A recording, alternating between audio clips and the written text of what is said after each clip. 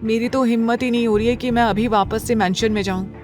एक काम कर, आकाश भाई से बोल, आज रात वो मुझे अपने विला में सुला दे। जैसे ही आहान ने बेचारा सा मुंह बनाकर कहा, ध्रुव ने उसके सिर पर टपली मार दी और बोला, तू बस नाम के लिए ही सिंघानिया मेंशन में रहता है। तू सारा दिन तो आकाश भाई के विला में ही पड़ा रहता है। आहान बहाना बनाते हुए बोला, तो इसमें मेरी क्या गलती है? वो विला है भी तो कितना प्यारा और खूबसूरत। एक काम करेंगे, आस्था भाभी को भी ना आकाश भाई का विला दिखाने के लिए लेकर जाएंगे। ध्रुव ने उसे आंखें दिखाते हुए कहा, इसके बारे में सोचना भी मत, लेकिन अगर तुम्हें वाकई आग से खेलने का शौक है तो तुम आस्था भाभी को आकाश भाई के विला में ले जा सकते हो।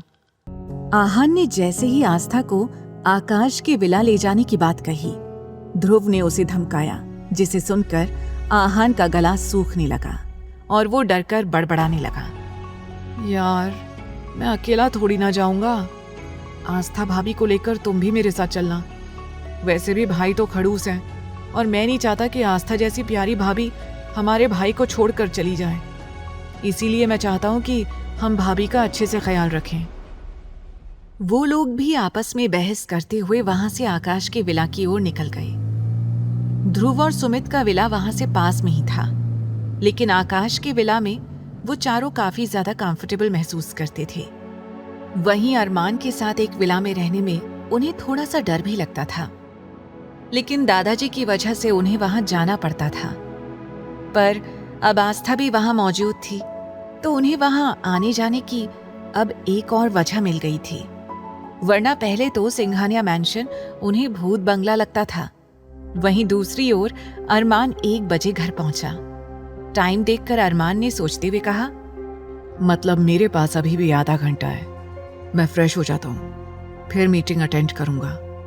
वैसे भी मीटिंग की सारी तैयारियां देव ऑलरेडी कर चुका था, तो उसे बस अब अपने प्रोजेक्ट की डिटेल्स फॉरेन क्लाइंट्स के सामने डिस्कस करनी थी।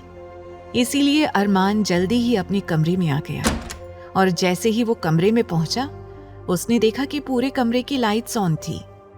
कमरे में इतनी ज्यादा लाइट देखकर अरमान के माथे पर बल पड़ गए, क्योंकि अरमान को हमेशा अपने कमरे में धीमी लाइट देखना पसंद था।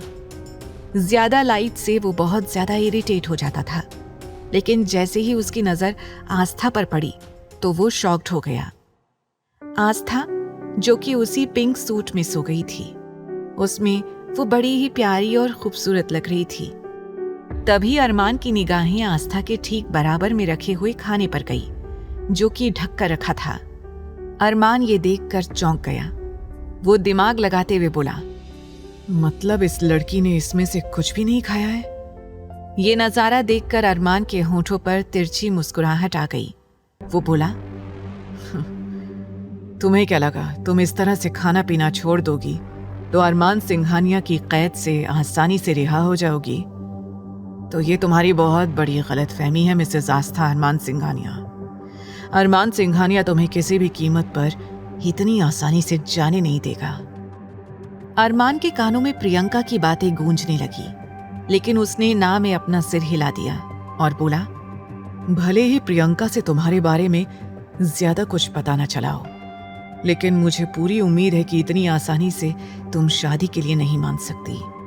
इसीलिए मैं इस बात के बारे में पता लगाऊंगा कि आखिर तुम्हारा मेरी जिंदगी में आने का क्या मकसद है।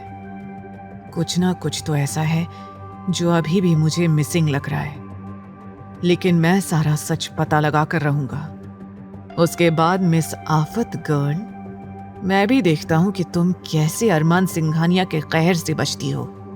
अरमान आस्था की शक्ल को देखते हुए ये सब कह रहा था। वहीं आस्था, जो कि उस वक्त गहरी नींद में थी, लगातार उसे अपने ऊपर किसी की आंखों की गहरी तपिश महसूस हो रही थी, क्योंकि ये एक अजीब सा एहसास था कि जब भी आस्था को कोई घूरता तो उसे पता चल जाता था।